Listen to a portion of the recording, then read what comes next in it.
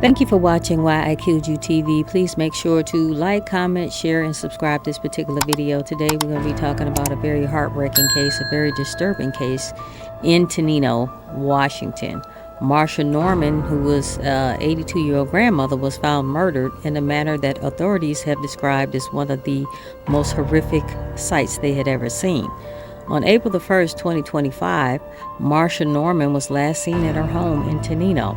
She had dinner that evening with her handyman, 47-year-old Jeffrey Zizz, who had been working for her for approximately 2 years. When Marcia failed to show up for a scheduled appointment the next day, her family couldn't reach her. They became very concerned, and concern turned to alarm. Her wallet, keys, and both of her vehicles were still present at the site. There were no signs that she planned to leave. The Thurston County Sheriff's Office began to investigate, and during their investigations, they learned that a prior incident where Marcia had awakened to find Zizz standing at the foot of her bed one morning. She had confronted him, emphasizing the need to maintain a professional relationship. This incident, however, has never been reported to law enforcement. Investigators also discovered that Zizz had rented equipment and built a shed in Olympia.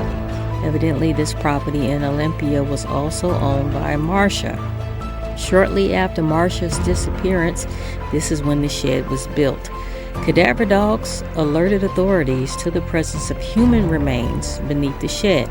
Upon evacuation, Marcia's body was found buried and partially encased in concrete. Zizz had fled the state, violating his terms of a release from a prior conviction for child molestation. He also was apprehended in Missoula, Montana, and was extradited back to Washington. Authorities charged him with first-degree murder, first-degree kidnapping, and unlawful disposal of human remains. During a search of his residence, detectives found a 5-page letter allegedly written by Zizz detailing a plan to S.A. of a woman he referred to as a customer, bearing a disturbing similarity to Marcia's case. They hate you. You're gonna die. I don't want to do this.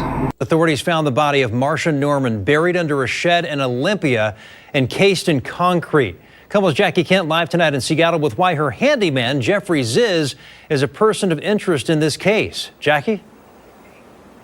Well, Preston, police believe Zizz was the last known person to see Norman. This case started nearly 2 weeks ago when her family first reported her missing. They said they hadn't heard from her in days. Now neighbors tell me they hope the fact that officials found her remains can hopefully give her family some closure.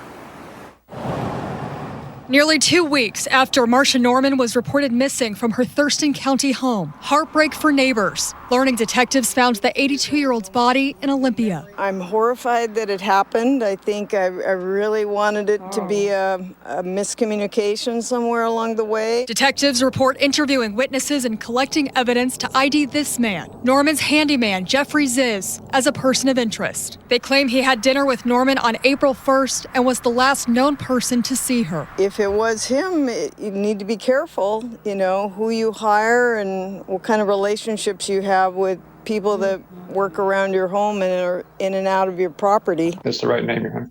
On April 8th, Zizz appeared in a Montana courtroom, but not for this missing persons case. Detectives say he fled to Missoula, a violation of a previous sentence for a child molestation case. If you take a look at that warrant, is requesting that you be held on no bond. Thurston County detectives say they discovered Zizz built a shed in Olympia a day after Norman was reported missing. They excavated the ground beneath it to find human remains partially encased in concrete. Once the coroner's office confirmed those remains to be Norman's, Zizz was extradited to Washington. This is very unsettling for us. For 82 years old, I thought she was remarkably, with it and bright. Zizz remains behind bars at the Thurston County Jail for the sentencing violation warrant. It went from a dinner that sounds like she invited him to dinner, made him dinner at her home. He was a welcome guest there, and then she's horribly beaten to death. What happened?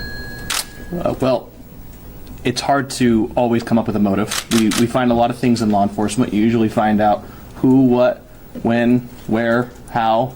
Why is something that we don't always get an answer to.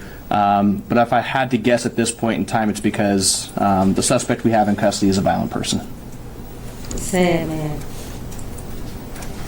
Sheriff, what do we know about who was supervising him on his community custody, and is there any prior violations while he's been out? I do not know of any violations that have occurred. I believe it would be the Washington State Department of Corrections. The letter that was found for a customer, anything that happened in the letter that also we believe evidence shows happened in this case? There are similarities.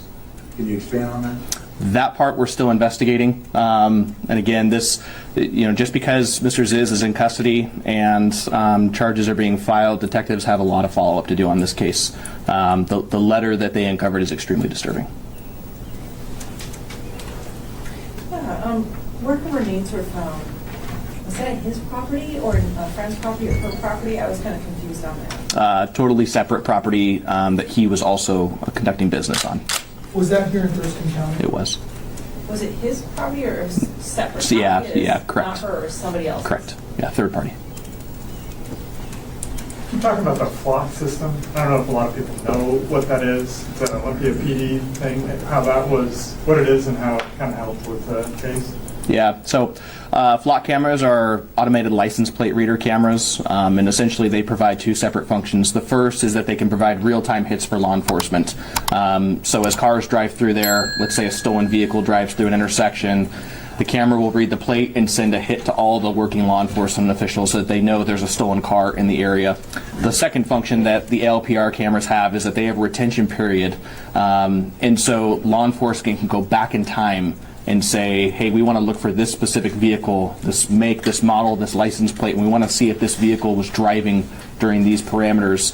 And so in this case, it was extremely helpful because whereas Mr. Zizz stated that he was home the night that Marcia went missing, we actually had conflicting information when his truck was located on a flock camera. And so that was the first step in which we were able to put him into a lie and then expand further and dig further. Sheriff, obviously this is a really disturbing case, and we heard in court today from Marcia's family that she was very well known in Tenino. I mean, as a sheriff, what's your message there to people in Tenino who are rightly disturbed by all this? Well, this is a disturbing case. I also think that there's some solemnness in swift justice. So the speed at which Thurston County Sheriff's Office and the prosecutor's office and the coroner's office were able to identify a suspect, get a suspect in custody, and get charges filed, I think also goes to show that we're hoping the days of all these cold cases are over. And They hate you. You're gonna die. I don't want to do this.